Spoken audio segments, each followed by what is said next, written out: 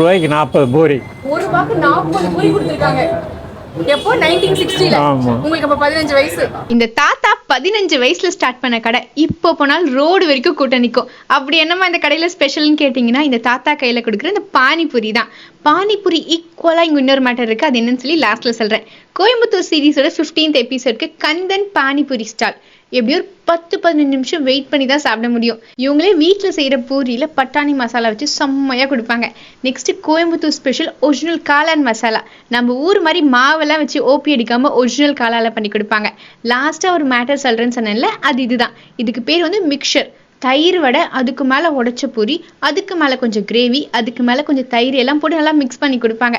இந்த மாதிரி ஒரு ஐட்டமாக நான் ஃபர்ஸ்ட் டைம் ட்ரை பண்ணியிருந்தேன். ரொம்பவே டிஃப்ரெண்ட்டாக இருந்துச்சு. அடுத்து முழு பூரியில் மசாலா ஆனியன்லாம் வச்சு கொடுக்குற மசால் பூரி. இதுவும் கண்டிப்பாக ட்ரை பண்ணி பாருங்க. ஸோ நீங்கள் கோயம்புத்தூர் போக சான்ஸ் கிடச்சுன்னா இந்த தாத்தா கையில் ஒரு பானிபூரி சாப்பிட்டு பாருங்க. ரொம்பவே சூப்பராக இருக்கு. மறக்காம ஃபுடீஸ் பைனிக்ஸை ஃபாலோ பண்ணுங்க.